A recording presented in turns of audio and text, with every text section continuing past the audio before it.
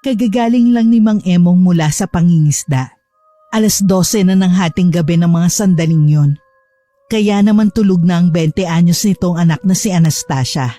Samantalang ang asawang si Aling Lucia ay matyagang naghihintay sa kanyang pagdating. Nang makapasok sa pinto ng bahay bitbit ang maraming huli, agad nitong niyakap ang asawa at hinalikan ng malalim. Sa hindi inaasahan, umiwas ang ginang at napadura pa sa isang tabi. Walang hiya naman oh. Anong klaseng ugali yan, Lucia? Nandidiri ka ba sa akin? Grabe ka naman. Hindi naman sa ganon, Emong. Kaya lang kagagaling mo lang kasi sa dagat. Tapos may dala ka pang isda. Ang lansa-lansa kaya ng amoy mo. Di ba pwedeng maligo ka na muna bago mo ko yakapin at halikan? Maski ako nangamoy isda na dahil sa'yo. Ay, pambihira talagang buhay to, oh. Ito naman oh, ang arte-arte na. Hindi ba pwedeng natutuwa lang ako kasi marami akong huli ngayong gabi? Sabik na sabik pa naman akong sabihin sa'yo. Kasi alam ko makakatulong yun sa mga gastusin ng anak natin sa pag-aaral. Imbis na gantihan mo ko, yan pa magiging reaksyon mo. Nakakabastos. Parang ang dumi-dumi kong tao. Sus, tigil-tigilan mo ko ng kadramahan mo, Emong. Huwag mo akong daanin sa paganyan-ganyan mo. Bakit hindi mo nalang sabihin sa akin na nakadami ka ng huli? Huwag yung ganon na bigla-bigla ka nalang magnanakaw ng halik. Abay, bakit naman naging masama? Asawa naman kita. Pati ba naman yung maliit na bagay na yun pagkakait mo pa sa akin? Tama bang dumura ka sa harap ko pagkatapos kitang halikan? Kasi nga mabaho. Hindi ko kaya yung amoy. Alam mo naman pagdating sa amoy, maselan talaga ako. Abay, intindihin mo naman ang sinasabi ko. Saka alam ko na kung saan patungo ang ginawa mong yon. Sinasabi ko sa'yo, hindi ka makakaskor sa akin ngayong gabi. Hinding-hindi. At bakit hindi? Talaga bang tuluyan mo nang ipagkakait sa akin ang bagay na yon? Ang tagal mo nang ginagawa sa akin to, Lucia. Masama na ba talaga sa'yo na makatalik ako? Wala naman akong sakit ah. Tumigil ka na nga sa kakadaldal mo. Abay, marinig ka pa ng mga kapitbahay. Ang lakas-lakas ang boses nito, nakakahiya. At bakit ako mahihiya? Ipinaglalaban ko lang naman ang karapatan ko bilang asawa mo ah. Ano ka ba naman, Lucia? Malaki na si Anastasia. Ang tagal na panahon na hindi ka na nakikipagtalik sa akin. Abay, maawa ka naman kay Manoy, malapit na mag-expire to. Ang kulit mo talagang matanda ka. Sige na. Baka naman pwede na nating sundan ng kapatid si Anastasia. Itong mga nakaraang araw, hindi mo ba narinig ang sinabi niyang gusto raw niya magkaroon ng kapatid na babae? Pagbigyan na natin. Sige na. Maliligo ako. Kukuskusin ko na maigi yung katawan ko para mawala yung lansa. Emong, oo, alam kong malaki na ang anak natin at yun ang lagi niyang request. Pero hindi yun rason para basta-basta na lamang ako magbuntis. Hindi mo ba nakikita? Ang hirap-hirap ng buhay ngayon. Ang mahal ng mga bilihin. At isa pa, nasa kolehiyo na si Anastasia. Baka hindi natin kayanin kapag nagkataong magkaanak ulit tayo. Kawawa naman yung bata kapag hindi nakapagtapos. Eto naman, napaka-advance mo mag-isip. Bakit mo kasi inaalala ang bagay na yun? Hindi pa naman nangyayari. Balikan mo ang sitwasyon natin noon. Hindi tayo sigurado pero kinaya natin. Nagalit ba ng mga magulang natin pero tignan mo. Naitaguid natin ang lahat ng hindi humingi ng tulong sa kanila. Bakit mag-aalangan ka pa ngayon? Yan din ang isang bagay na gusto kong ipaalala sa'yo. Mabuti at nabanggit mo. Alam mo na nga ang nangyari sa atin noon. Tapos hindi ka pa matututo sa naging pagkakamali natin? Ayos na ako sa isang anak. Masaya na akong may Anastasia tayo. At ayoko na masundan pa yun. O sige, kung ayaw mo na masundan pa ang anak natin, kahit magtalik na lang tayo. Tapos iiwasan na lang natin na mabuntis ka. Ganun lang kasimple. Baka naman, pwede pagbigyan mo na lang ako. 18 anyos na yung anak natin si Anastasia. Ilang taon na walang nangyayari sa atin. Siguro naman alam mong pangangailangan din ang tulad kong lalaking ganung bagay. Kahit isang beses lang oh. Kapag sinabi kong ayoko, ayoko, Emong. Huwag mo na akong pilitin sa ganyang bagay dahil baka maghiwalay lang tayo. Ayoko na marinig pa ang mga ganyang salita galing sa'yo. Kung gusto mong magparaos, pagsarili ka na lang. Akin na nga yung mga nahuli mo. Nang malinis ko na at malagay ko na sa icebox. May kanin at ulam na rin dyan. Kumain ka na. Hindi na nga muling umimik si Emong dahil sa pagtanggi at mga sinabi ng asawang si Lucia. Nang gabing yun, sa kusina na lamang natulog ang lalaki dahil sa pagtatampo at pagkainis nito. Kinabukasan, maagang gumising si Aling Lucia upang ipaghanda ang anak na papasok sa paaralan. Nilinisan na rin niya ang ilang piraso ng isda na dala ng kanyang asawa na sadyang itinira nito bilang pang-ulam nila at upang maidaing. Nang makaligo na ang dalaga at makapagbihis, ay agad nitong napansin ng ama at pananahimik ng mag-asawa. Hindi sila nagpapansinan. Ba't po ang tahimik ng bahay? Anong meron? Wala naman anak. Sige na, kumain ka na at baka malate ka pa sa pagpasok. Huwag ka na makichismis. Nag-aaway na naman po ba kayo? Ba't kayo nag-aaway? Sa pera po ba na ginagamit ko sa school? Anak, walang problema sa pera. Basta mag-aral ka ng mabuti. Sinabi ko na huwag kang makichismis. Kain na. Tay, pwede bang malaman kung ba't na naman kayo nagtatalo? Nagiging madalas na yan ah. Tanungin mo yung nanay mong parang hindi asawang turing sa akin. Aba, at talaga namang ginatungan mo pa yung anak mo. Nang babaliktad ka na. Baliktad na yung utak mo. Nay naman, kay aga-aga kay init ng ulo mo. Paano naman kasi ang tatay mo eh? Akala yata niya binatat dalaga pa kami. Kung makaasta, akala mo eh. Ay, ewan. Bakit? Dalagat binata lang bang gumagawa nun? Saka, hindi ako baliktad mag-isip kundi ikaw. Tumatanda kang paurong, Aling Lucia. Ikaw ang tumatandang paurong dahil padalos-dalos ka. At hindi mo pinag-iisipan ng mga bagay bago mo gawin. Oo, asawa kita. At may karapatan tayong gawin ng mga bagay na yun. Pero hindi sa lahat ng pagkakataon, Emong. Lahat ng pagkakataon? Mula nang isilang si Anastasia, kailanman hindi mo na ako pinagbigyan. Ikaw ang mag-isip ng maayos dahil… Tama na po. Hindi naman na dapat pag-awayan ng ganyang bagay. Nay, tay, kung tungkol to sa request ko magkaroon ng bunsong kapatid, wag na lang po. Lalo na kung ito lang ang magiging dahilan ng mga away ninyo. Ano ba ang pangako nyo sa isa't isa nung kinasal kayo?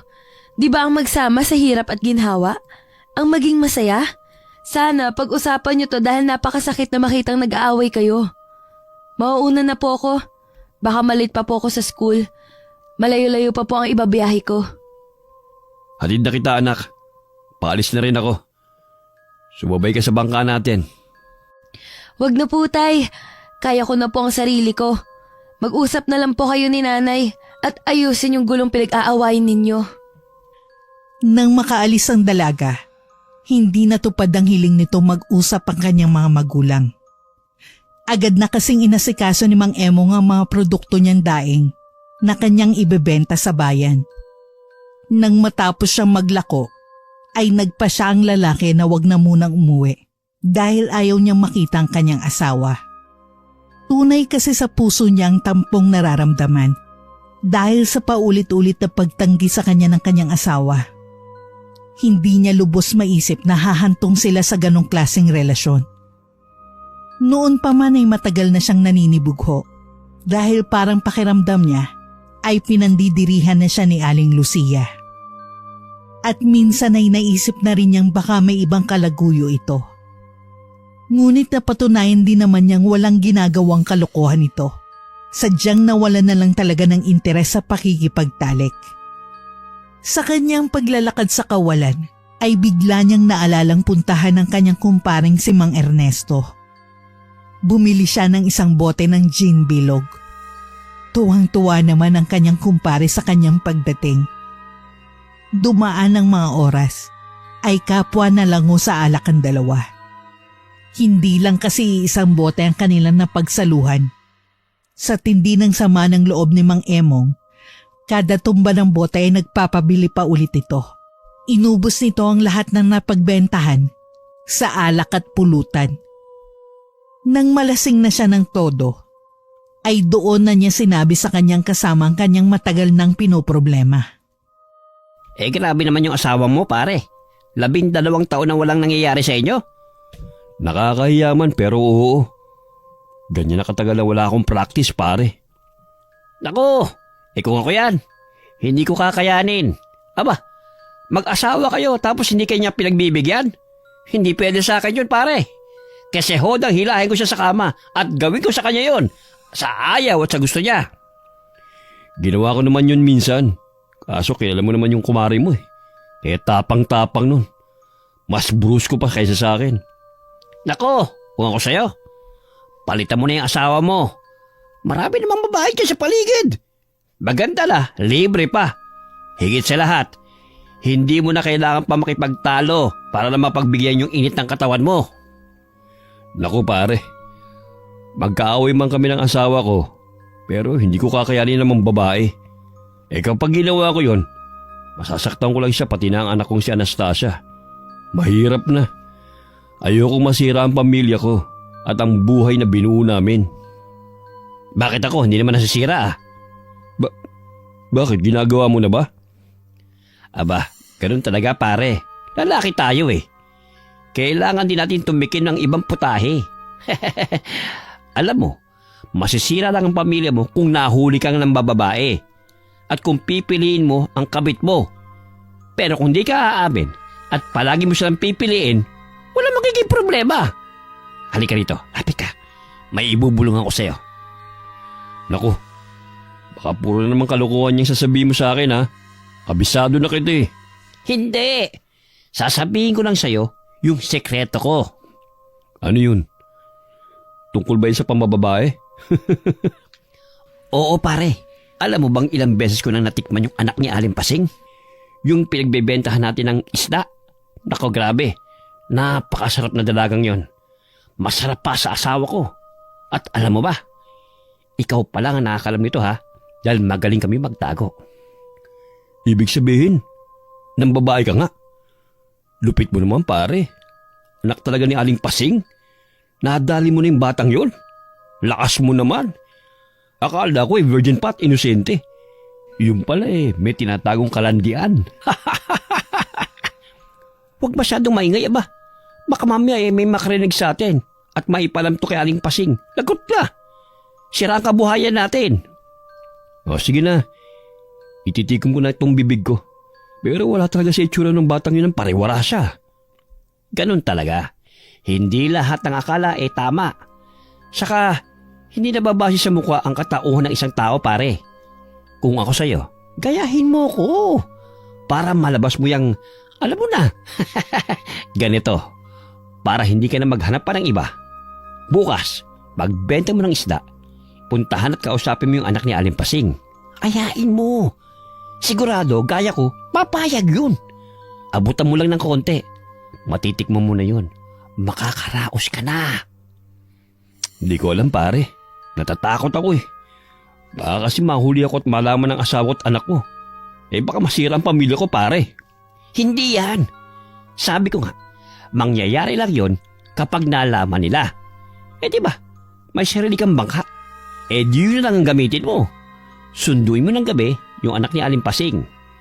At doon mo na lang tirahin para safe. Walang makakita sa inyo doon. Magagawa mo lahat ng gusto mo. Pwede. Teka, nandyan ba siya ngayon? Di ko napansin kanina eh. Ngayon ko na kaya yayain. Oo, nandyan pare. Gusto mo, puntahan na natin? Tara, tamang-tama dahil gabi na rin oh. Bubulungan ko tapos hintayin mo siya dun sa tabing dagat. Ihanda mo yung bangka, pati yung sarili mo. Dahil baka tumili ka sa sobrang sarap. Sige pare, hindi na ako makapaghintay. Salamat ha. Nang gabi ngang yon ay nangyari ang plano ng dalawa. Ilang minutong paghihintay sa dalampasigan ay dumating na ang anak ni Aling Pasing. Nakasuot yon ng mahaba ngunit manipis na bestida, kung saan kita ang hulma ng maganda nitong pangangatawan. Nang magkaharap at magkausap ang dalawa, hindi yun nag-alinlangan na sumakay ng bangka. Dinala ito ni Mang Emong sa isang madilim na lugar at doon nga ay may nangyari sa kanila. Ang pagtitiis ng lalaki sa loob ng maraming taon ay nailabas na niya at simula nga nun, nakaramdam na siya ng labis pang pagkasabik sa ganung bagay. Nang maibalik na niya ang dalaga sa pinanggalingan nito, bago sumampa sa bangka ay nagbitiw pa siya ng ilang mga kataga. Bukas ng gabi ulit, Iha, ha? Dito ulit kita susunduin. At pakiusap, huwag mong sasabihin kay Ernesto na magkikita tayo ulit. Alam mo na, baka magselos. Mauna na ako, baka hinahanap na ako ng asawa at anak ko eh. Tumango naman ang dalaga at kinindatan pa siya nang makaalis na ang kanyang bangka. Pagkabalik sa bahay, sinalubong siya ng asawang labis ang pagtatalak at pagbubunga nga dahil sa gabing-gabi na nga siya umuwi. Saan ka galing? Alam mo bang ilang oras na kami naghihintay ng anak mo? Ang aga-aga mong umalis tapos gabi ka na umuwi. Nasaan yung pinagbentahan mo? Akin na dahil maraming bayarin ng anak mo. Pwede ba? Gusto ko muna matulog ngayong gabi. Gusto ko muna magpahinga dahil pagod ako. Isa pa, wala na akong pera dahil pinang-inom namin ang kumpare ko. Ano? Pinang-inom mo? Hindi ka man lang nag-isip? Alam mo naman sigurong deadline ng bayarin niya ngayong araw, di ba? Tapos, pinang-inom mo lang? Ano ba, Emong? Puro sarap lang kasi ang nasa isip mo eh. Hindi mo man lang naisip ang anak mo. Huwag mo akong sisigawan at huwag mo akong itutulad sa'yo. Nag-iisip ako. Pero dahil masama ang loob ko, sinadya kong gastusin ang pera kinita ko para naman maisip mo na mahirap ang pangingistang ginagawa ko. Pero ikaw, hindi mo man lang mapagbigyan ng kagustuhan ko bilang asawa at lalaki. Ngayon sasabihin ko sa'yo, tinatamad na akong suportahan ka pa at ang anak natin. Maghanap buhay ka rin. Di ako lang inaasahan mo. Napakawalang yamo, Emong. Hindi lang kita napagbigyan, idadamay mo pati anak natin. Bakit? May pinagmamalaki ka na ba? May babae ka na ba, ha? Kaya basta-basta mo na lang kami pababayaan. Hindi lang dahil sa hindi mo ako napagbigyan na Aling Lucia, kundi pinagdadamutan mo ako na sarili mong asawa. Wala akong pinagmamalaki at mas lalong wala akong babae. Kung mambababae ako sa susunod, wala ka ng paki. Dahil kasalanan mo rin yun eh. Mula ngayon, huwag mo na akong kakausapin dahil hindi na kita mahal. Bakit? Bakit mo ko ginaganito, Emong? Pakiusap, huwag mo naman kaming ganituhin. Kahit para na lang sa anak mo. Kahit siya na lang ang suportahan mo. Nag-aaral pa siya at malapit nang makapagtapos. Kung gusto mo ang bagay na yon, tara, pagbibigyan na kita. Huwag mo lang itigil ang suporta sa anak mo. Halika na, kung ito talaga ang gusto mo. Lumayo ka sa akin, sawa na ako sa'yo. Parang kahapon lang, diring-diri ka sa akin, tapos ngayon, magkukusa ka dahil galit na ako? Hindi mo na mababagong isip ko, Lucia. Uulitin ko, hindi na kita mahal. At lalong hindi ko na kailangan ng katawan mong ipinagdamot mo sa akin na sarili mong asawa. Matapos nga ang mainit na sagutan, malakas na isinara ni Mang Emong ang pinto ng kanilang kwarto. Nilak niya yon at natulog ng mahimbing. Si Aling Lucia naman, naiwan sa salang umiiyak. At nang makita ng anak, niyakap siya nito ng mahigpit. Nakaramdam ang dalaga ng pinaghalong inis, tampo at galit para sa kanyang ama dahil sa mga nangyari at pinagsasabi nito sa kanyang ina. Doon na lang muna kayo matulog sa kwarto ko, Nay. Saka nyo na lang kausapin ng tatay kapag malamig na ang ulo niya. Huwag nyo na munang isipin ang bayarin ko sa eskwelahan dahil kaya ko naman gawa ng paraan yun. extra na lang ako sa kaibigan ko bukas para mabayaran yon. Pati yung penalty dahil sa deadline na. Matulog na po kayo. Pasensya ka na anak ha. May mga bagay lang kami ng ama mo na hindi na pagkasunduan. Pero wag mong isipin na hindi ka namin mahal. Hayaan mo, pipilitin kong ayusin ang gulong to para hindi ka maapektuhan. Sige po, sana nga po ay magkaayos na kayo. Saka walang magbabago, Nay. Mahal na mahal ko pa rin kayo ng tatay. Siyempre kayo po ang mga magulang ko. Kayo lang ang meron ako. Simula nga ng gabing yon, ay tuluyang nasira ang relasyon ng mag-asawang Emong at Lucia. Pati na ang kanilang buong pamilya. Nagpapatuloy man sa pangingisda ang lalaki ngunit ang kinikita nito ay pinang-iinom niya lamang at gaya ng kanyang sinabi, hindi na nga nito muli pang sinuportahan ng mag-ina. At dahil doon, walang magawang asawang babae kundi ang maghanap buhay na rin sa pamamagitan ng paglalabandera at pagbebenta ng gulay sa mga kapitbahay. Ang anak naman nilang si Anastasia ay ume-extra sa kaibigan nito bilang tagalinis ng bahay. Ang perang kinikita ay ginagamit para sa kanyang pag-aaral. Oh, heto, Nay. Sobra po sa mga kinita ko. Ipambili niyo po ng bigas at ibang kailangan sa bahay. Kapag kulang po, sabihan niyo ako na magawan ko po ng paraan. Naku anak, sobra-sobra na ito. Gamitin mo na lang sa eskwelahan mo. Baka mas kailangan mo to. May tira pa naman ako rito eh. Okay na po yung school ko, Nay. Nakabayad na ako ng tuition. At sa susunod pa naman na buwan ng pangalawang bayaran. Nga pala, kamusta ang tatay? Umuuwi na ba ng maaga? O ganun pa rin po? Ganun pa rin anak. Sumasakit na talaga ang ulo ko sa tatay mo. Ewan ko kung bakit bigla na lang siyang naging ganun. Hayaan na lang muna natin siya. Matanda naman na si tatay. Alam naman na niya ang tama at mali. Palamigin na lang muna natin ang sitwasyon. Gusto ko mang umasa anak pero palagay ko hindi na magbabago ang tatay mo. Wala eh. Mas lalo siyang lumalala. Nakakairita na rin. Saka, mas ayos na rin na sa gabi na siya umuwi. Para hindi kami nagkakausap. Nagsasawa na akong makipag-away sa kanya. Konsumisyon ng tatay mo. Nalulungkot ako sa nangyayari, Nay. Ngayon, ang dalang ko na lang siya makita. Hindi ko na rin siya nakakausap pa. Tuwing uuwi kasi tulog na ako. Kapag gising ko naman, nakaalis na siya. Grabe, ang bilis ng panahon, Nay. Parang noong mga nakarang araw lang ang saya-saya natin ni tatay. Pero ngayon, ang lungkot lang isipin na dahil lang sa hindi pagkakaunawaan, nasira ang lahat.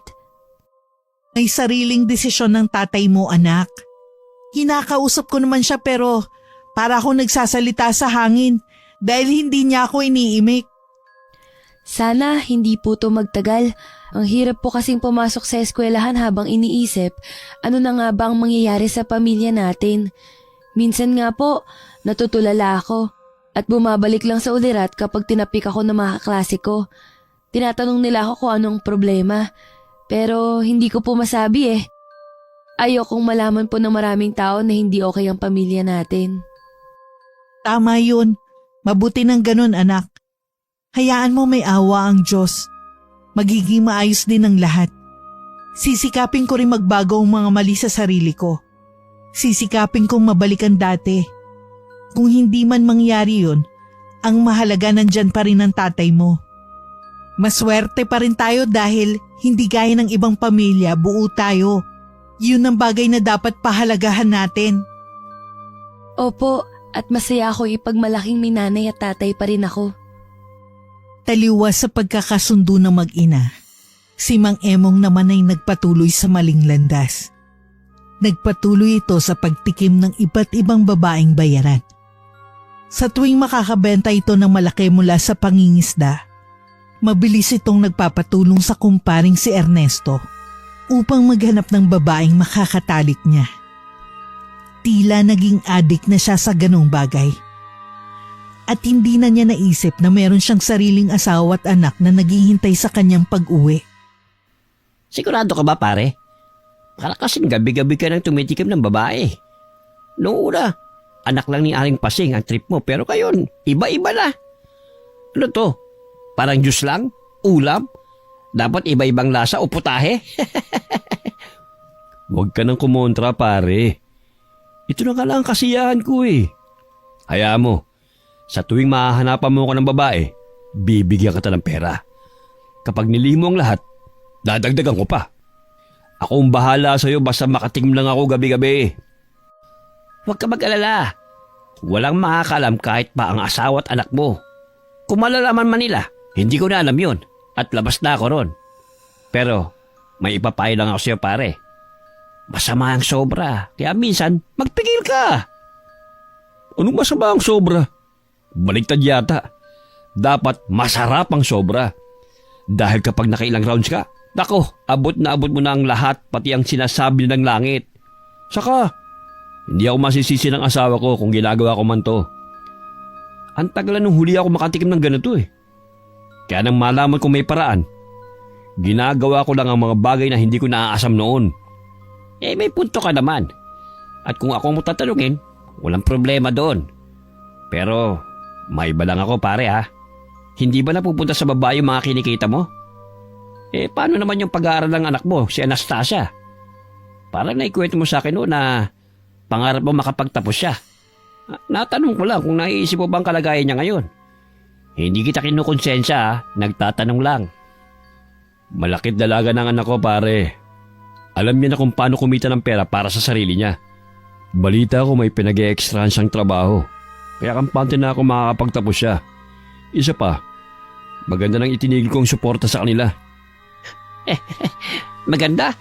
Paano naging maganda ang hindi pagsuporta sa sarili mong pamilya pare? Kung hindi ako tumigil sa pagsuporta, hindi rin nila maiisip na maghanap buhay o maghanap ng ibang pagkakakitaan. Masyado silang umaasa sa akin.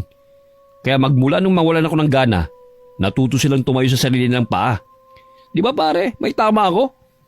Sa bagay, pero kung ako ang nasa sitwasyon mo pare, hindi ko basta-basta tatalikuran ng pamilya ko. Oo, may babae ako at tumitikim sa iba. Pero hindi ko naisip na pabayaan ang sarili kong asawa at anak ko. Tarantado man ako at may pagkakamali, pero mahal ko sila. Ibig sabihin mali ako? Na dahil ginawa ko yon, hindi ko mahal ang pamilya ko? Akala ba naiintindihan mo ko pare? Ikaw nga ito naghatid sa akin sa kaligayahan tapos ngayon, parang kumukontra ka? Ang gulo mo rin no? Hindi ako kumukontra. At hindi ko rin sinasabi na mali ka. Akakin lang. Gumawa ka man ng pagkakamali pero sana, wag mong tatalikuran ng responsibilidad mo sa pamilya mo pare. Oo, kailangan mong mapunan yung pagkalalaki mo. Pero hindi ibig sabihin nun na wala ka lang dapat na maging pake sa asawa at anak mo. Ang gulo mo talaga pare. Sabi mo, palitan ko ang asawa ko. Tapos ngayon parang ako nang nagkamali. Sinunod lang kita at nagpapasalamat ako roon. Pero magulo kang kausap eh. Wag mo akong hamunin pare. Baka gusto mong sabihin ko sa asawa mo yung kalokohang ginagawa mo.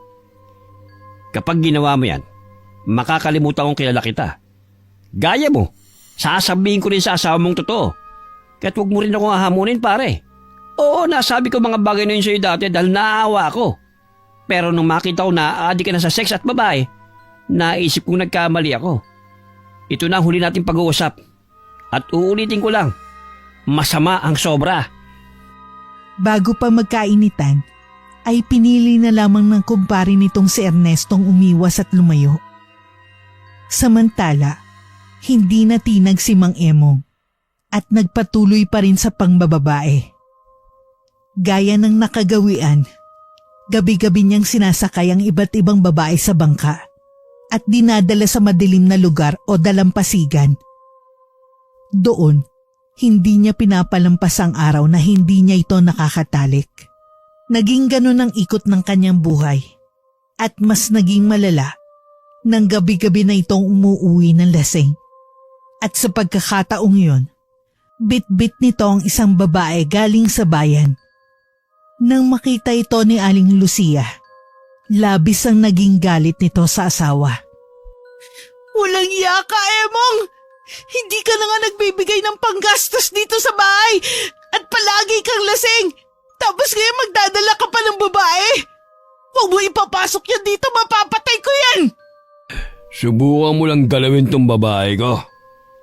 Ikaw ang mapapatay ko. Ba't tinamaan ka talaga ng lintik? Ito naman ang gusto mo, hindi ba? Ayaw mo ba nun?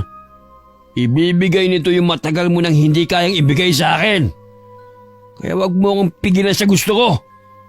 Dahil isa kang inutil. Wala kang kwentang asawa. Ang kapal ng mukha mong sabihin sa akin yan! Hayop ka, Emong! Tumamig ka nga dyan. Padaanin mo kami ng babae ko. Sige, subukan mo! Hayop ka! Ilang beses na kitang inuunawa at iniintindi dahil sa mga pinaggagawa mo! Tapos ganito ang igaganti mo? Hindi ka na naawa sa akin at mas lalong hindi mo inisip ang mararamdaman ng anak mo! Huwag mong papapasukin niya sa bahay natin! Hindi mo alam ang kaya kong gawin! Binabalaan din kita. Hindi mo rin alam ang kaya kong gawin. Kaya kung ako sa'yo, huwag kang mangingialam. Katawan ko to.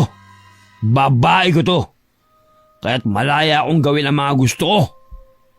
Kung gusto mo rin man lalaki, gawin mo.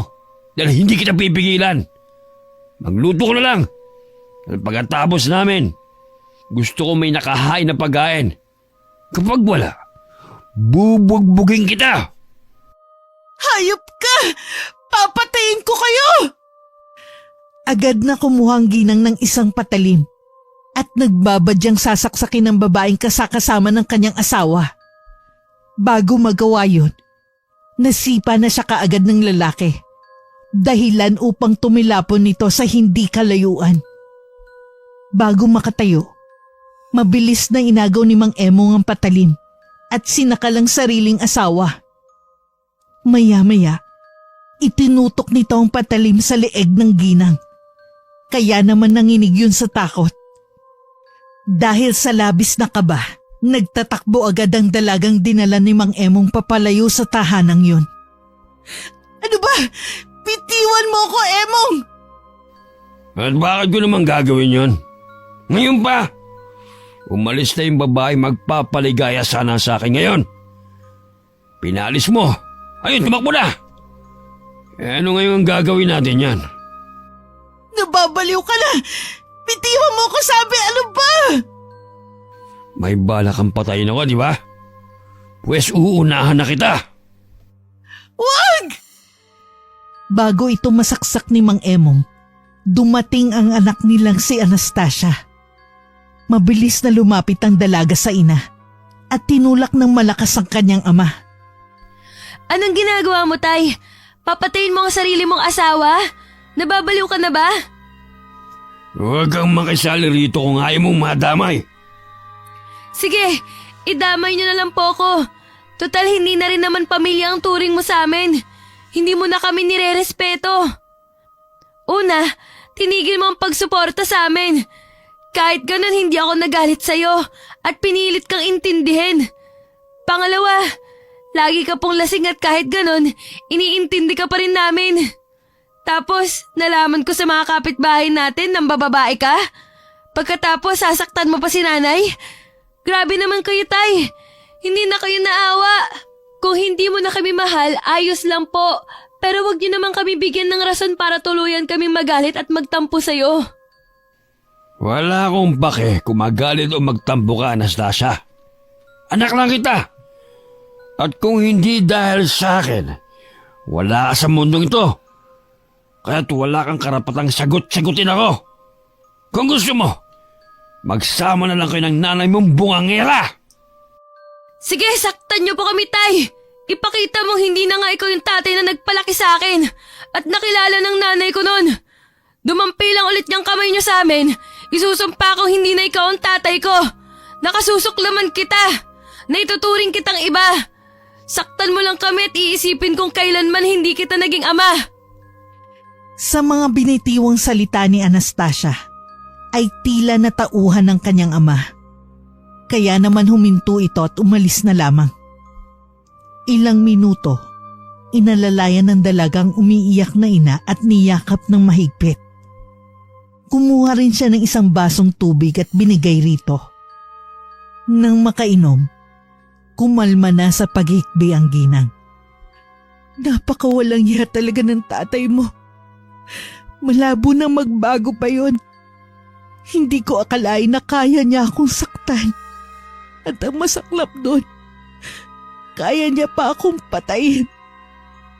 Kung hindi ka dumating, marahil naliligo na ako sa sarili kong dugo, anak. Huwag na po kayo magsalita ng ganyan. Ang mahalaga, walang nangyaring masama.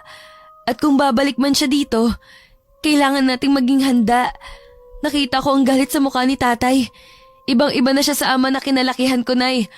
Ang masakit nun, naghanap pa siya ng iba para lang mapunan yung bagay na hindi niya nabibigay sa kanya. Kailangan bang humantong sa ganun? Ang sakit-sakit lang, Nay.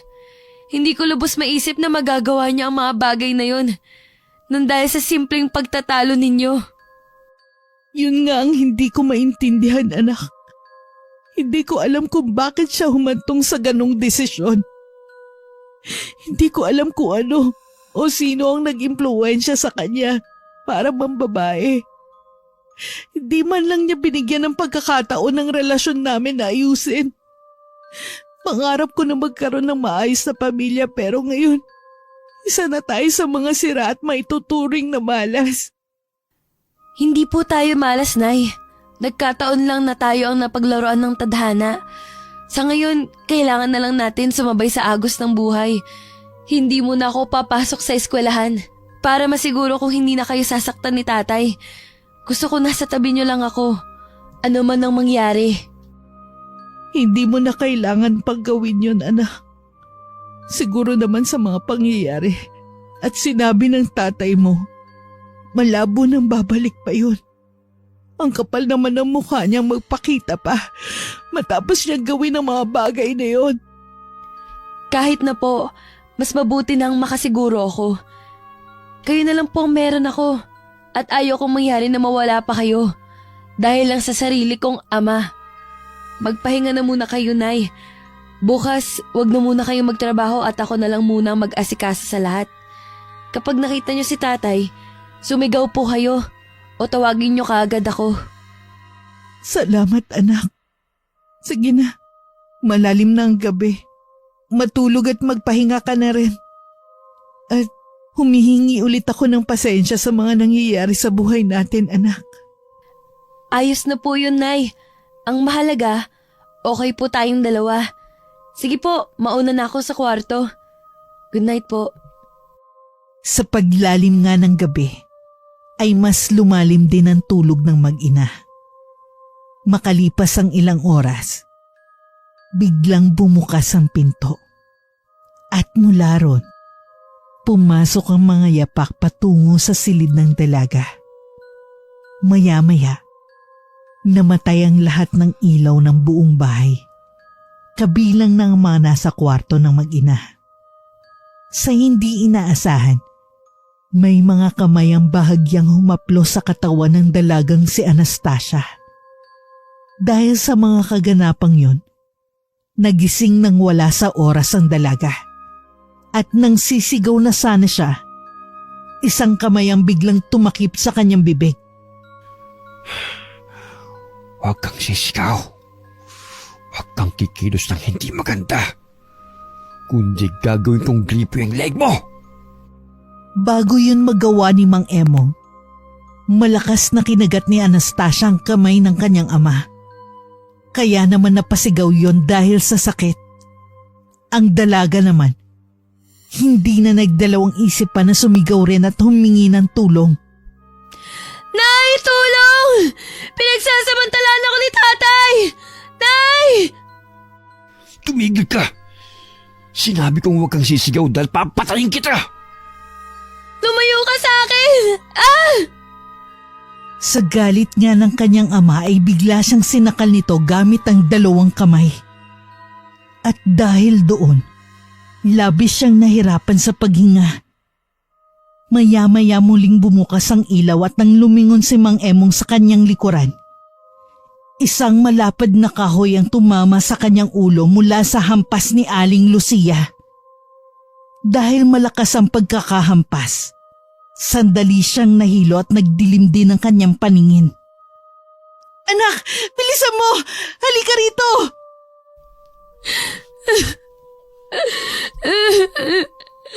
Nay! Napakahayop ni tatay! Tana, tara, tumakas na tayo tumingi ng tulong sa mga kapitbahay natin. Bilis, baka maubutan tayo ng tatay mong baliw. Sa paglabas ng pinto ng mag-ina, ay siya ring paghinto nila nang may mga kamay ang biglang sumabunot sa kanilang mga buhok. Sa lakas ay napasigaw sila sa sakit. At dahang-dahang napaluhod nang hindi ito bitiwan ni Mang Emong. Tay! Para awa mo na! Huwag mong gawin to sa sarili mong asawa, Tana! Tay! Nagmamakaawa ko! Paano ako maaawa sa'yo? Para kang nanay mong sobrang damot sa akin! Emong, nababaliw ka na! Manahimik ka dyan, ha? Hindi ikaw ang kausap ko! Kilabutan ka sa mga sinasabi mo at ginagawa mo sa amin, Emong! Sinabi kong tumahimik eh!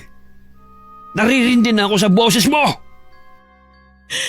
Walang niya ka! Isa kang demonyo!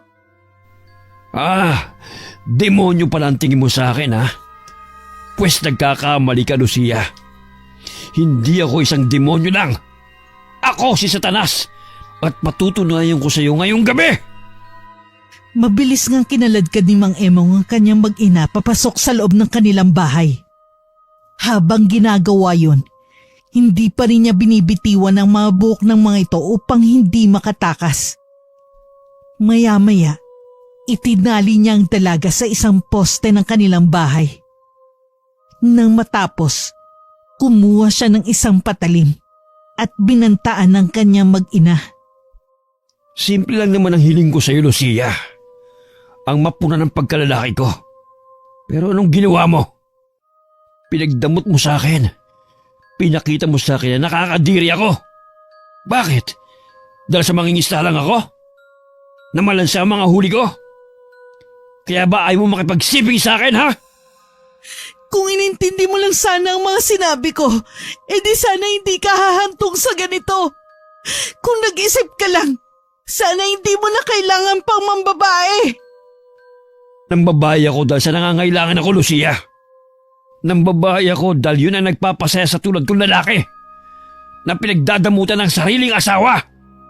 Kaya huwag ka magsasalita na parang kasalanan ko ang lahat kung bakit ito nangyari. At ikaw naman, Anastasia, masama ba mag-request sa iyong sarili mong ama? Pinalaki kita, pinakain at pinag-aral. Pagkatapos gagaya ka sa ina mo? Wala ka ring utang na loob. Tay, mali ka! Maling-mali ka! Hindi ko alam kung ano nangyari sa'yo. Pero nasisiraan ka na po ng bait. Walang matinong ama ang mag-iisip na gawin ang ganyang bagay sa sarili niyang anak. Ikaw lang! Ikaw lang ang nag-isip ng ganyan. Hindi na yan dahil sa kakulangan ni nanay, kundi dahil nababaliw ka na. Wala akong amang manyakis! Manyakis pala. Halika! Tama na!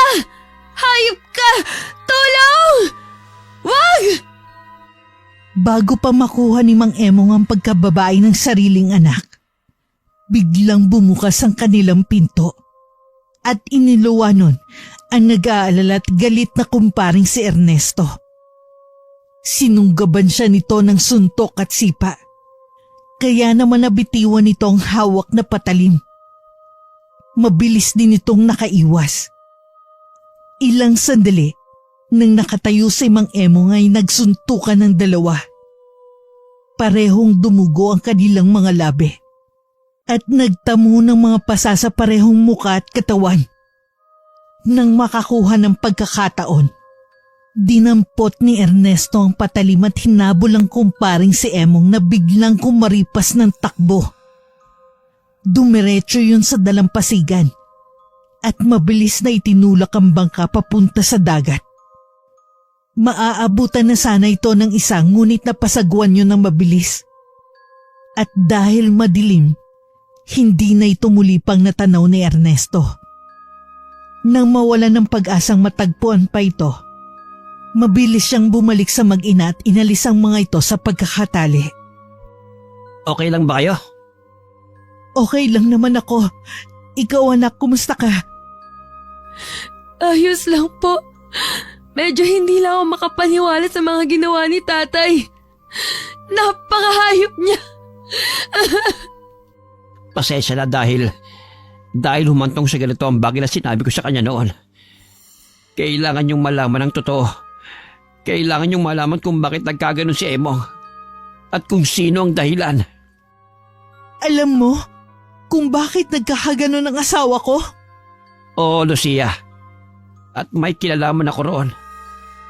Nakukonsensya ako sa ginawa ko. Sana mapatawad niyo ako. Agad ngang isinalaysay ni Ernesto ang lahat ng mga nangyari, lalo na ang mga bagay na lingid sa kaalaman ng mag-ina.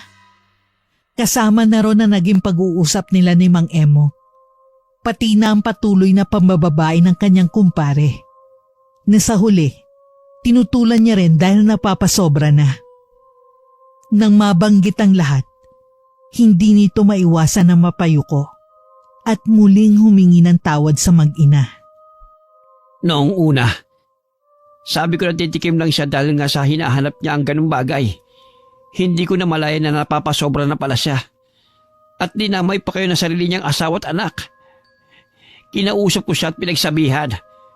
Pero sa uli, nagkasagutan lang kami at hindi na nagkaintindihan. Lucia, Anastasia, muli akong humihingi ng tawad dahil sa nangyari sa pamilya niyo. Ayos na po yun. Wala na rin naman po tayong magagawa dahil nangyari ng lahat. Siguro nga, ito na ang tadhana namin. Ang masira ang pamilya namin. Malungkot mang isipin at sabihin, hindi ko mapapatawad ang sarili kong ama. Dahil sa mga ginawa niya sa amin, lalong-lalo na sa akin. Talagang walang kapatawaran ang ginawa niya sa inyo, Anastasia. Kung nasaan man siya ngayon, sana maisip niya na nagkamali siya, na hindi makatarungan ng mga pinagagagawa niya, na talagang mali ang sobra na inakala niyang masaya. Gaya mo anak, hindi ko rin mapapatawad ang tatay mo. Mas masahol pa siya sa hayop. Kung nasan man siya ngayon, sana tumaob ang bangka niya at malunod siya. Kung hindi man, sana karmahin siya sa lahat ng ginawa niya sa atin. Natapos ang gabing yon na puno ng galit, iyakan at masasakit na alaala. Samantala, maliwanag na ang paligid ng magising si Mang Emong. Sa kanyang pagbangon, pinagmasdan nito ang paligid at alam niyang wala siya sa dalampasigan ng kanilang lugar. Nakita niya ang bangka sa tabi. Nakadaong na rin yun at mukhang nakatulog siya sa buhanginan. Dahil sa labis na kalasingan, galit at sakit mula sa pamamaga ng mukha. Maswerte kayo dahil nakaligtas kayo ng isang araw sa akin, Lucia at Anastasia. Hindi ako papayag. Humanda kayo dahil babalik ako upang tuluyan na kayo mapatay. Isinusumpa ko yan! Hihilahin na sana ni Mang Emong ang bangka pabalik sa dagat. Ngunit napahinto rin siya nang masilayan ng isang napakaputing dalaga sa hindi kalayuan. May dala yung basket at nagtataka ring nakatingin sa kanya. Napangiti ng lihim si Mang Emong at mabilis na tinungo ang dalaga. Nang malapitan, bahagya pa yung napaatras dahil estranghero ang lalaki sa naturang lugar. Agad siyang tinanong ng dalaga kung sino siya. Medyo napaatras pa ito dahil sa tila mabilis sa paglapit sa kanya ng lalaki. Nang magsalita ang dalaga, lalong nahulog ang loob ni Mang Emong dito. Dahil bukod sa malambing ang boses, napakaamo pa ng mukha nito. Naaakalain mong anghel na nahulog mula sa langit. Napakaputi rin ng balat at maganda ang hulma ng pangangatawan. Para magtagal sa naturang lugar at para na rin makuhang dalaga, nagsinungaling si Mang Emong. Nagkunwari siyang maayos at mabuting tao. Hindi nga ako taga rito. Parang nanggaling pa ako sa malayong isla, Iha. May nakaaway kasi ako eh. Pinagtangkaan niya akong patayin. Mabuti na lang at nakakita ko ng bangka at nakatakas sa pamamagitan ng dagat. Nawalan ako ng malay at hindi ko na alam kung saan ako napadpad. Pagkagising ko, nandito na ako. Takot at takot ako sa naging kaaway ko. Hindi niya ako titigilan hanggat hindi niya ako napapatay. Iha, tulungan mo ko. Agad na nakaramdam ng awa ang dalaga sa lalaking yon. Lumapit siya sa lalaki at tinignan ng mga sugat at pasa nito sa mukha. Naniwala siya sa kwento ng lalaki na ito ay nakakaawa. Kaya naman inalok niya ito na kung walang matutuluyan ay sa bahay na lamang nila tumira. Sabi pa'y malayo ang kanilang bahay at nasa tagong lugar. Sinong kasama mo sa bahay niyo? Baka naman kasama mo doon ang asawa mo. Maging sanhi pa ako ng di niyo pagkakaunawaan. Bigla namang natawa ang dalaga at sinabing wala pa siyang asawa. Salamat naman, Iha. Tignan mo nga itong mukha ko. Bugbog sarado pa dahil sa taong gustong pumatay sa akin.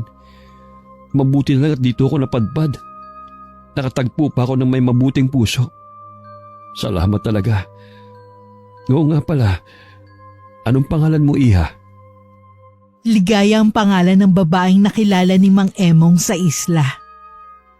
Ligaya? Napakagandang pangalan. Bagay na bagay rin sa'yo.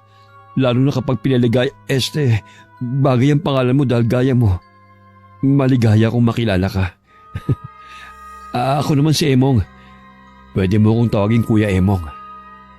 Sige po, Kuya Emong. Tara po, isasama ko na kayo sa pag-uwi. Tamang-tama dahil kakakuha ko lang ng mga gulay at prutas para sa umagahan. Naku, nakakahiya naman. Hayaan mo, kapag naging maayos na ang sitwasyon ko, babawi ako sa mga itutulong mo. Wag na po. Masaya po ako makatulong sa kapwa. Yan po kasi ang laging bilin ng lola. Ang tumulong sa nangangailangan. Mukhang mabait din ang lola mo, gaya mo. Hindi rin ako makapaghintay na makilala siya. Opo, mabait po talaga yun. Simula nung mamatay ang mga magulang ko dahil sa isang aksidente, siya na po ang umako sa akin at nagpalaki. Ang lolo ko rin kasi noon, maagang nawala. Tumayo po siya bilang ina at ama ko. Pinatunayan niya sa akin na walang kulang dahil lahat pinunan niya. Minsan nga lang, naaawa na rin ako dahil sa may edad na siya. Ang ginagawa ko na lang po, tinutulungan siya sa gawaing bahay at paghahanap buhay. Hanap buhay? Ano bang pinagkakakitaan nyo? Mga gulay at prutas po. Sa loob ng isang linggo, nangongolekta kami ng mga maaaring ibenta. Pagsapit ng linggo, pumupunta ang lola ko sa bayan para doon ibenta. Minsan, sumasama ako. Hindi rin dahil nangongolekta ulit ako ng mga ibebenta namin sa susunod. Ibig sabihin, naiiwan kang mag-isa tuwing linggo? Buti hindi ka natatakot. Hindi naman po, Kuya Emong. Wala naman kaming ibang kapitbahay, kaya ligtas din kahit papano ang mag-isa.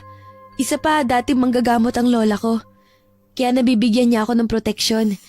Kahit pa sa masasamang elemento gaya ng multo, engkanto, aswang at iba pa. Pasensya na po ang daldal ko. Minsan lang kasi ako may kausap eh. Natutuwa lang po ako. Ayos lang yun, Iha. Saka, ituring mo na akong parang kapatid o kaya naman tatay mo. Naaalala ko kasi sa'yo yung anak kong si Anastasia. Talaga po? May anak po kayo? May asawa at anak ako. Ang totoo nga niyan, hawig mo ang anak ko. Maganda rin siya, sexy, at madaldal gaya mo. Habang nandito ako, pwede rin ba kitang ituring na anak ni Gaya? Opo naman, Kuya Emong.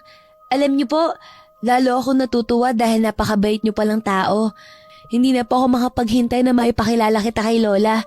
Sigurado akong matutuwa yun dahil mabait po kayo. Hindi po ako masyadong pinapalapit ni Lola sa mga tao, lalo na sa mga lalaki. Bakit naman? Dahil po hindi natin alam kung sino sa kanila ang mabait at hindi. Lagi niya po akong pinag-iingat dahil maraming tao raw mapagsamantala, mapang-abuso at manluloko. Delikado raw po lalo na sa mga taong hindi ko kilala. Paano naman ako?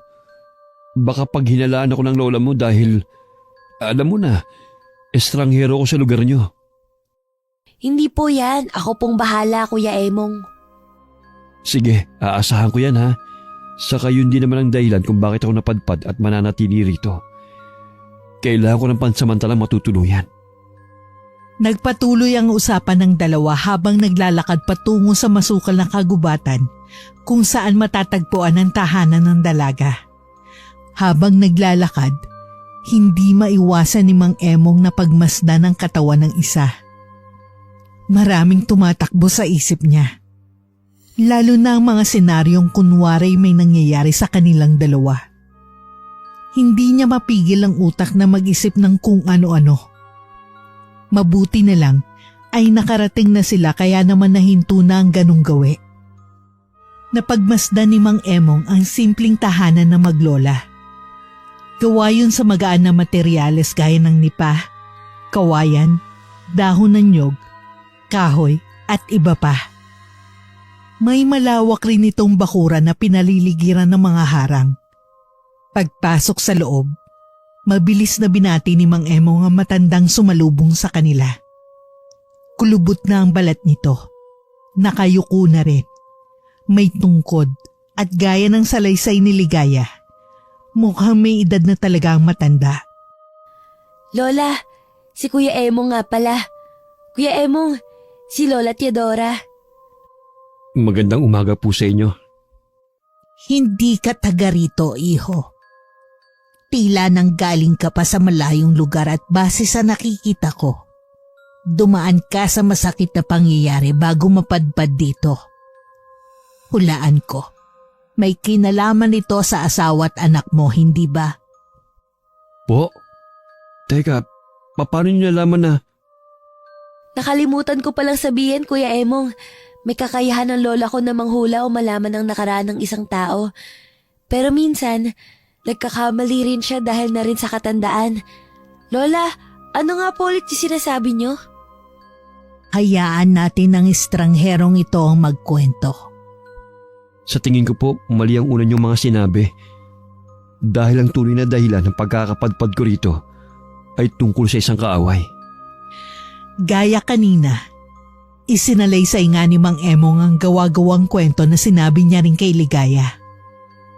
Habang nagkukwento, hindi maiwasan na matanda ang mapakunot ng noo.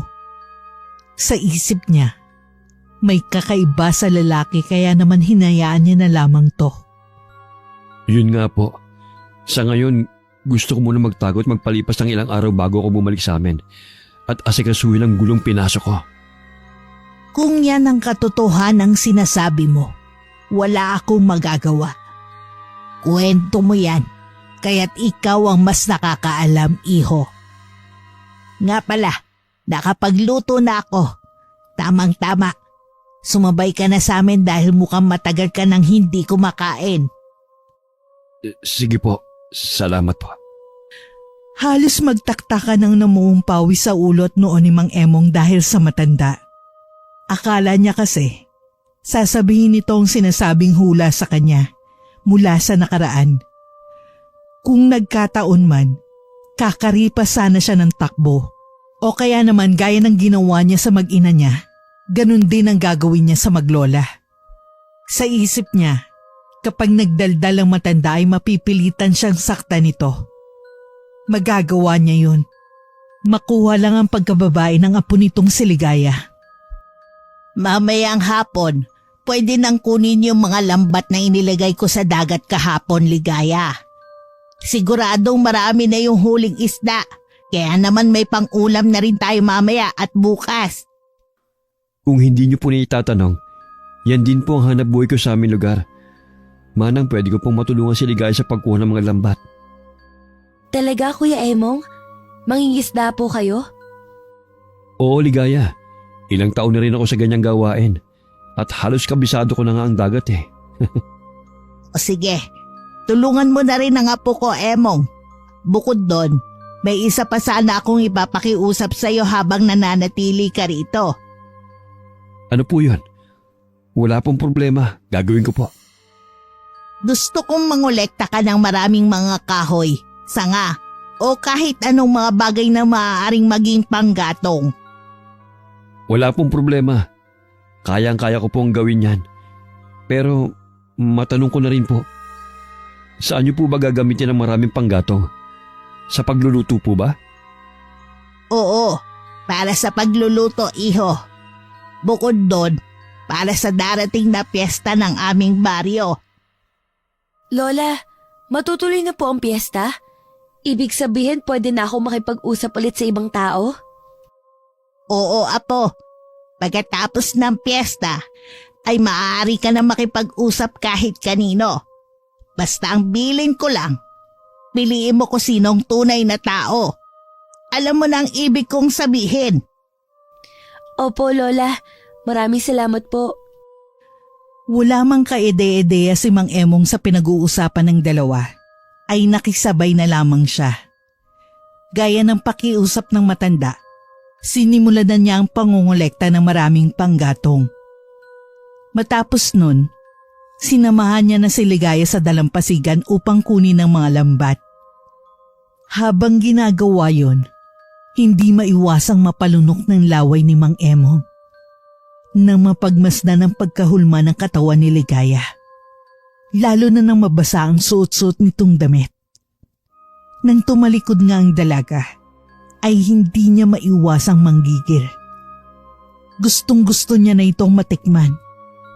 Pero dahil may kasama itong matanda, hindi niya magawa. Iniisip niya kasing baka maulit ang gulong nangyari sa kanila ng mag-ina niya. Sa pagkakataong ito, gusto niya maging planado ang lahat. Oh, Kuya Emong, ba't natutulala po kayo? May iniisip po ba kayo? Wala. Naalala ko lang yung mag-ina ko. Oo. Matanong ko lang, Ligaya, kung hindi mo mamasamain. Nagkanobyo ka na ba? Nobyo? Nako, hindi pa po, Kuya Emong. Gaya po ng sinabi ko, mahigpit ang lola sa akin. Kaya minsan lang din ako may nakakausap na lalaki. Kung meron man, saglit lang at hindi ko na rin nakilala ng lubos. Sa totoo nga niyan, kayo lang po ang nakausap ko ng malapitan at ng matagal. Talaga? Halimbawa, binata pa ako. Walang asawa at anak. Sa tingin mo, magugustuhan mo kaya ako? Po? Ibig kong sabihin, halimbawa lang naman. Hindi ko kasi natanong yan sa asawa ko nung una namin pagkikita eh. Kung ano ba ang nagustuhan niya sa akin noon. Halimbawa lang na binata ako at unang kita mo pa lang sa akin. Magugustuhan mo kaya ako? Opo, syempre naman, Kuya Emong. Ang gaan po kasi ng personalidad nyo. At isa pa, mukhang mabait po talaga kayo. Talaga? Salamat, Ligaya. Hindi mo lang alam pero natutulungan mo talaga ako at napapasaya. May tanong pa pala ako. Linggo na kasi sa susunod na araw eh. Di ba nabanggit mo na lumuluwas ang bayan ng lola mo? Matutuloy ba siya ngayong linggo? Opo, matutuloy siya. Bakit niyo po pala natanong? Wala naman. Gusto ko sana sumama eh, pero ikaw ang inaalala ko. Magandang pagkakataon na rin kasi yun para makilala pa kita at makilala mo rin ako. Sabi ko nga parang kuya o tatay mo na rin ako, di ba? Bilang ganun, dapat mas makilala mo pa ako. Hayaan niyo po, magtatagal pa naman kayo rito eh. Sigurado ako mas makikilala po natin ang isa't isa. Nang matapos sa ginagawa ay dumiretso na nga ang dalawa sa tahanan ng dalaga.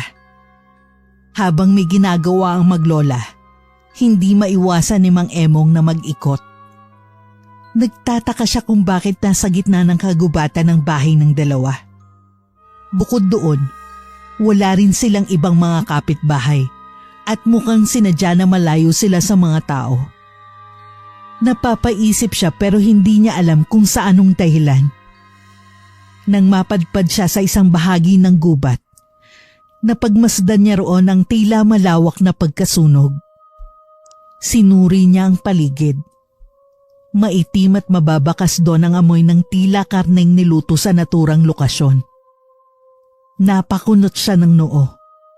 At bago pa man muling maglakad upang mag-imbestiga, nagulat siya mula sa pagsasalita ng matanda. May hinahanap ka ba rito, iho? Ginulat niyo naman po ako, Manang. Wala po akong hinahanap. Curious lang po ako kaya naglalakad-lakad po ako. Matanong ko lang po, may nasunog po ba rito? O nilutong hayop? Naamoy ko pa rin po kasi hanggang ngayon eh. Sa mga susunod na araw ay malalaman mo rin, iho. Sa ngayon, sundin mo muna ang mga sinasabi kong pag-iipon mo ng mga panggatong. Dito natin yun gagamitin para sa darating na piyesta. Yun po pala ang gusto kong itanong. Di ba po, dalawa lang kayo niligaya rito?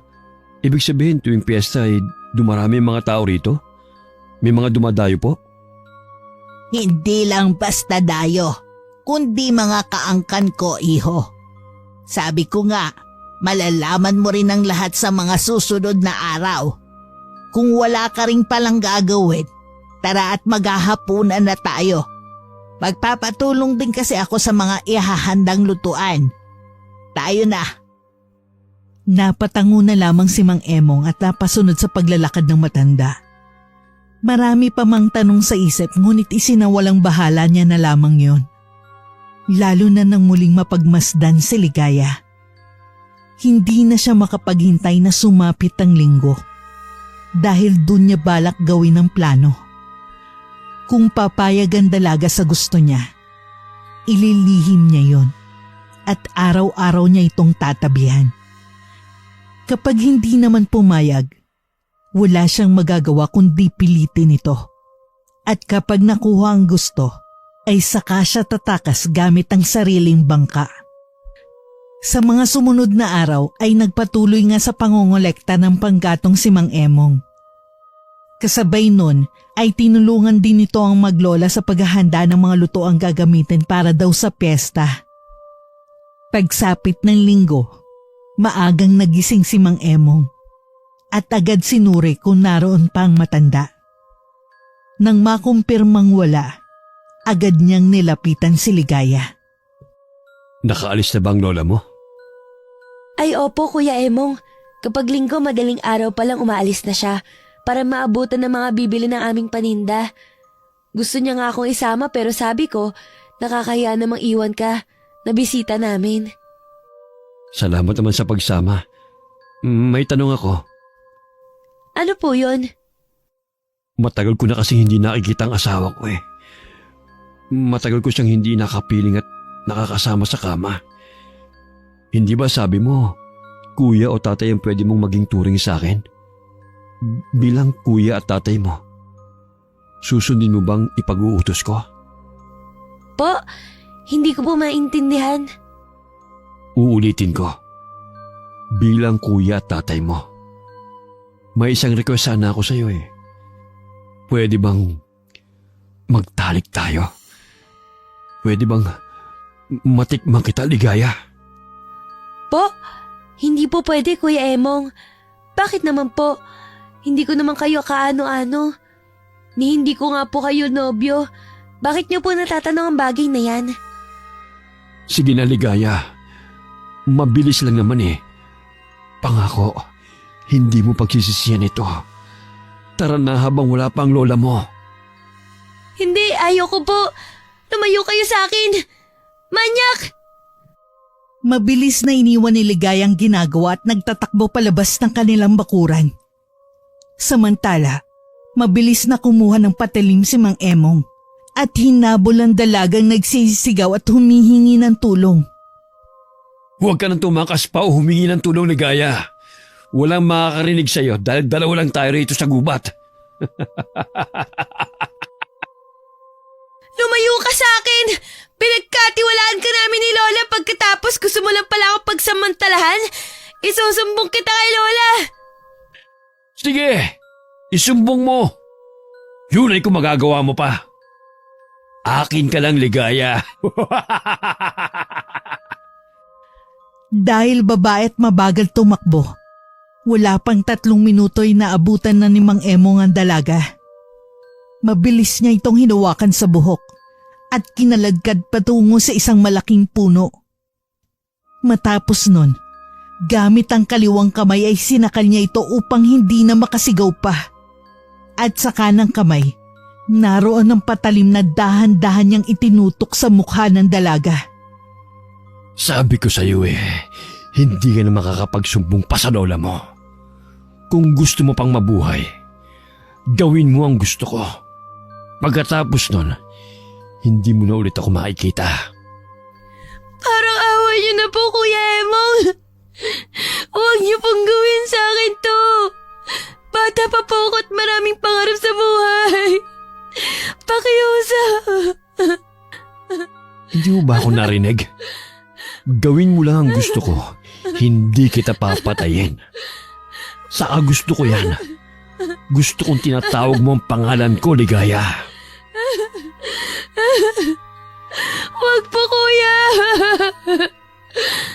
Huwag po. Ayoko po, Kuya Emong. Susundin mo ako o papatayin kita. Gusto mo idamay ko pa yung lola mo? Ano? Sundin mo na mga pinag-uutos ko. Maghubad ka na. Bilis! Wala nang nagawa ang dalaga kundi sundin ang mga sinabi ni Mang Emong.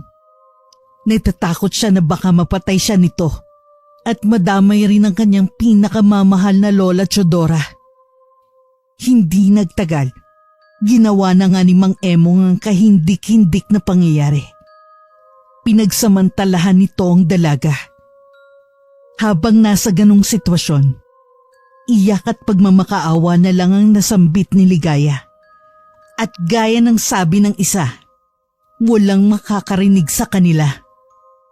Makalipas lamang ang ilang minuto, natapos na si Mang Emong sa ginagawa. Kaya naman tumayo ito at nagsuot muli ng damit. Ang dalaga namang si Ligaya ay naroon lang sa lupa habang nakabaluktot at pinipilit na takpan ng pagkababae. Grabe. Solve na solve ako sa iyo, Iha. Ikaw ang pinakamagandang naging babae ko. Gusto ko mang maging aking ka, hindi pwede. Kailangan ko nang umalis bago pa bumalik ang lola mo. Hayop ka! Pagbabayaran mo lahat ng pagkakasalang ginawa mo. Hindi lang sa akin kundi sa lahat ng mga babae na katalik mo. Humanda ka, Emong! Isinusumpa ko! Matitikman mo ang init na palagi mong hinahanap sa isang babae. Init na mararamdaman mo hanggang sa kamatayan mo! Isang klase ng init na parang nasa lugar ka ng mga katulad mong demonyo! Di ko alam at maintindihan ang pinagsasabi mo. Para kang lola mo. May seltek at sira sa ulo.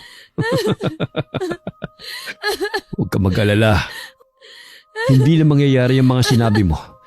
Dahil ngayon din, aalis na ako. Bahala na kung saan ako dadalhin ng bangka ko. Hindi kita makakalimutan, Ligaya. Mabilis pa nga sa 4:00 ang pagtakbong ginawa ni Mang Emong patungo sa dalampasigan, kung nasa ng kanyang sasakyang bangka. Ngunit agad siyang napahinto nang mapansing wala na ito roon. Wala nang bangka sa lokasyon kung saan niya ito idinaong. Sa labis na kaba, agad niya yung hinanap dahil baka inanod lang ito kung saan dahil sa high tide. Makalipas ang ilang minuto, napagod lang ito ngunit wala siyang natagpo ang bangka. Mukhang mapapatagal pa ako sa lugar na ito Hindi pwede. Kailangan ko na makalayo bago pa dumating ang lola ng babaeng pinagsamantalahan ko. Asan na ba kasi yung bangka kong yun? Bakit ngayon pa nawala? Nang banggitin yon, ay mabilis na naghubad ng damit pang itaas si Mang Emong at nilangoy ang malamig at nag-aasul na karagatan. Hinihingal man ay nilakasan niya ang loob. Makalayo lang sa lugar na yon. Makalipas ang ilang oras, nang magdidilim na, ay gumuhit sa kanyang labi ang matamis ng ngiti nang makakita ng isla. Gamit ang natitirang lakas, lumangoy siya patungo roon at nang makatungtong, ang ngiti ay napalitan ng pagtataka at pagkagulat. Sa tagal ng kanyang nilangoy upang makalayo, ay babalik lang din pala siya sa pinanggalingan. Ang dalampasigang kinatatayuan niya ngayon ay ang lugar pa rin kung saan nakatira si Ligaya. Hindi pwede. Paano nangyari yon? Sigurado akong nakalayo na ako eh. Bakit bumalik pa rin ako rito? Hindi! Lalangoy na sanang muli si Mang Emong, ngunit napahinto siya nang makarinig ng mga yapak, kaluskos, at pag-uusap na nanggagaling sa magubad na parte na naturang lugar. Ilang sandali, nanlaki ang kanyang mga mata nang iluwa ng gubat na yun ng maglola kasama ang napakaraming tao. Lahat ng mga yun ay masama ang tingin sa kanya, na tila gusto siyang patayin. Akala mo siguro matatakasan mo yung ginawa mo sa apo ko. Nung una pa lang, alam ko nang nagsisinungaling ka. Dahil iba ang nakita ko sa nakaraan mo kung ikukumpara sa mga naging kwento mo. Nakiusap itong si Ligaya sa akin na bigyan ka ng pagkakataon pero ano nangyari? Imbis na ituring mo siyang nakababatang kapatid o kaya naman anak-anakan, nagawa mo pa siyang pagsamantalahan. Alam ko rin, sadyang babaero ka, Emong, na maski ang sarili mong anak ay binalak mong pagsamantalahan. Paano mo nalaman ang tungkol sa pamilya ko? Hindi ka tao! Hindi ka tao! Gaya ng sabi ng aking apo sa'yo, isa akong manghuhula. Bukod doon, isa rin akong manggagamot, albularyo, mambabarang, mangkukulam, at aswang. Nang marinig ni Mang Emong ang mga katagang binitiwan ng matandang si Teodora, sa takot ay tinangka niya muling lumangoy sa karagatan. Dahil madilim na ng mga sandaling yon, hindi niya alam kung saan siya patutungo. Sa loob ng halos 10 minutong paglangoy, gaya ng nangyari kanina, ay patuloy lang siyang bumabalik sa naturang dalampasigan. Wala siyang magawa kundi ang magsisigaw at magmakaawa sa mga taong nasa harap niya, na unti-unti ring lumalapit sa kinalalagyan niya. Parang awa niyo na. Hayaan niyo na ako makabalik sa amin. Hayaan niyo na ako makauwi at makapagbagong buhay. Hayaan niyo na ako makasama ang pamilya ko. Ligaya! Patawarin mo ako sa mga nagawa ko. Nangyari lang naman ang mga bagay na yun dahil sabi ako sa pagkipagtalik na hindi nabibigay ng asawa ko noon. Sa tingin mo patatawarin kita? Naalala mo pa ba ang mga iyak na ginawa ko kanina? Ang pagmamakaawang ginawa ko? Gaya mo lumuhod ako at nakiusap na wag mong pagsamantalahan. Pero anong ginawa mo? Pinagpatuloy mo yung kamanyakan mo. Isa pa, hindi ka lang sabik sa ganung bagay, Kuya Emong. Kundi babaero ka na talaga. Hindi ko na rin hahayaan pang makabalik ka sa inyo. Dahil para ano pa? Para gawin mo ulit ang ginawa mo nun sa pamilya mo? Hindi na! Hindi na mangyayari yon. Hindi! Huwag, Ligaya! Nagmamakaawa ako! Kunin niyo na siya mga kasama. Itali ninyong mabuti dahil iluluto na natin siya para sa gaganaping piyesta. Hindi lang basta luto, kundi iba't ibang putahe bilang ganti sa ginawa niya sa apo kong si Ligaya. Manlaban man ay walang magawa si Mang Emong nang hilahin at buhatin siya ng mga taong kasama ng maglola. Maya-maya dinala siya ng mga ito sa lugar na nakita niya noon. Sa sunog na parte ng gubat kung saan, naroon na rin ang mga panggatong na inipon niya sa loob ng ilang araw na pananatili niya sa lugar na yon. Nang itali siya sa isang malaking puno, labis ang pagsisigaw at pagpupumiglas na ginawa niya upang makatakas, ngunit dahil nag-iisa, wala siyang naging laban at wala siyang nagawa. Ilang sandali, lumapit ang dalagang si Ligaya bitbit ang isang pangsindi. Emong, alam mo bang may naalala ko sa mga sinabi mo nang ginagahasa mo ko? Sabi mo naghahanap ka ng babae, di ba? Para mapagsamantalahan. Gusto mo ng init? Ngayon, pagbibigyan na kita. Ibibigay ko ang init na hinahanap-hanap mo. Hindi! Huwag! Ayoko pong mamatay! Ligaya, pakiusap! Ngunit wala nang nagawa si Mang Emong nang ibagsak ni Ligayang apoy patungo sa mga panggatong. Ilang sandali lang, nagliyab ang buong paligid, lalo na ang kinalalagyan ng lalaki. Maririnig ang walang sawa nitong pagmamakaawa, pagsisigaw at pag-iyak. Bago siya tuluyang masunog, narinig niya pang nagtawanan ng mga taong nakapaligid sa kanya. Nang pagmasdan niya, nakita niya na nagbago ang mga wangis ng mga yon. Mula sa pagiging tao, ay nagkaroon sila ng makakapal na balahibo, matutulis na mga kuko, matatalim na mga ngipin, at pulang mga mata. Doon na pagtanto niyang hindi basta-basta angkan ang binangga niya at pinagsamantalahan. Makalipas ang ilang minuto, tuluyan na nga itong naluto, nasunog at nawalan ng buhay. Nang mapalamig ang bangkay, isa-isa na nga nila itong nilantakan. Pagkatapos nun, pinaghihiwa ang ibang mga laman at niluto sa iba't ibang putahe.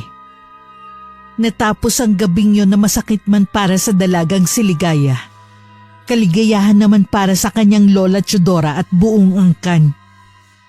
Samantala, kinabukasan ay napatakbo ang mag-inang Lucia at Anastasia sa dalampasigan nang mapagmasdan nilang isang bangkang palutang-lutang. Nang makuha nila ang bangka, nagulantang sila sa nakita dahil naroon ang ulo ni Mang Emong na halos hindi na makilala dahil sa labis na pagkasunog. Katabi noon na isang liham mula sa taong hindi nila kilala. Doon nabasa nila ang lahat ng mga nangyari, pati na ang pananamantala ni Mang Emong sa isang dalaga. Nang mga sandaling yon, imbis na kalungkutan ng maramdaman ng mag-ina, ay tila natuwa pa sila sa sinapit ng haligi ng kanilang tahanan. Siguro nga, totoo ang sinasabi nilang karma. Karma para sa mga taong babaero at mapagsamantala. Wakas. Kagagaling lang ni Mang Emong mula